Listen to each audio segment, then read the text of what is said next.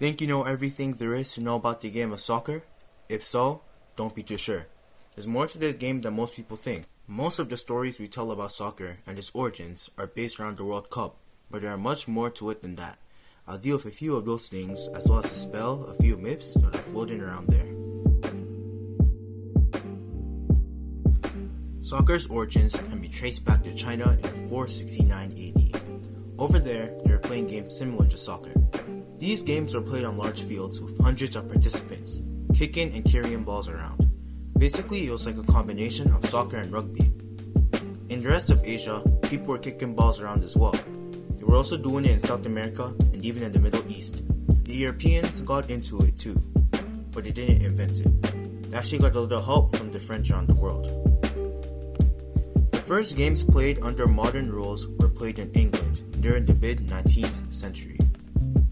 It wasn't until the 1870s that soccer really took off. Between 1870 and 1930, a lot of people started playing soccer as a way to keep fit and to have fun.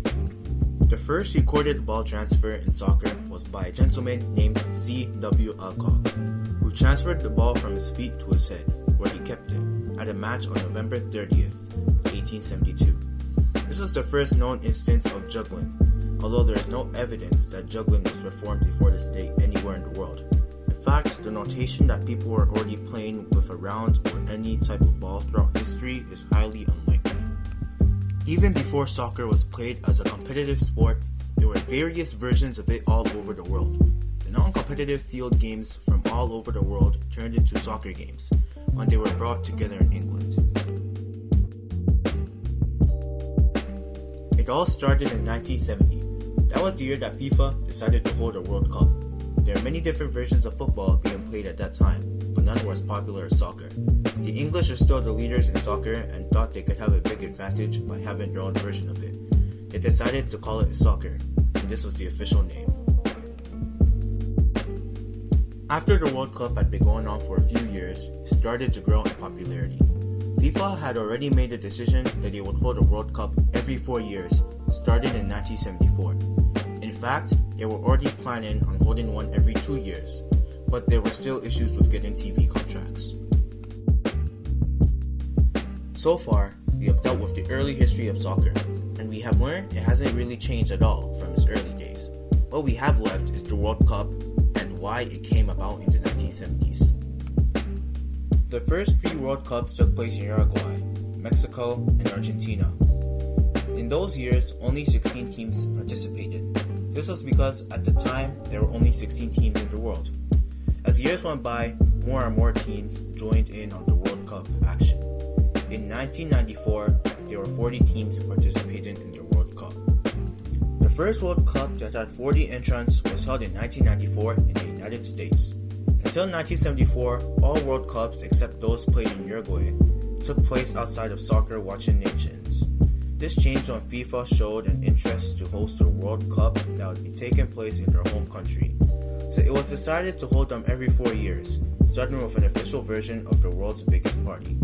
For sports and entertainment, the FIFA World Cup tournaments of football. The World Cup is a competition that pits the best teams in the world against one another.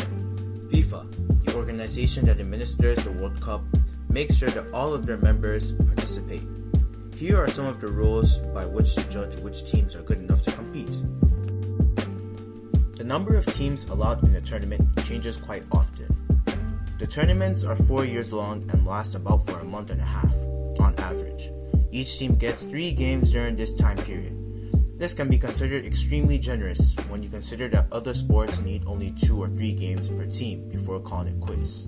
The World Cup is played in a Pacific order, much like a real-life tournament would be. The first game of the tournament is called the group stage. This part of the competition really determines which teams get to advance to the next round. The top 2 teams in each group by points will advance and play for a top spot on the podium. The other 2 places will go to the second and third place finisher from each group. After this, all teams that did not advance from their respective groups are placed in another round known as knockout rounds. Here, they play against one another until 4 remain, 3 wins.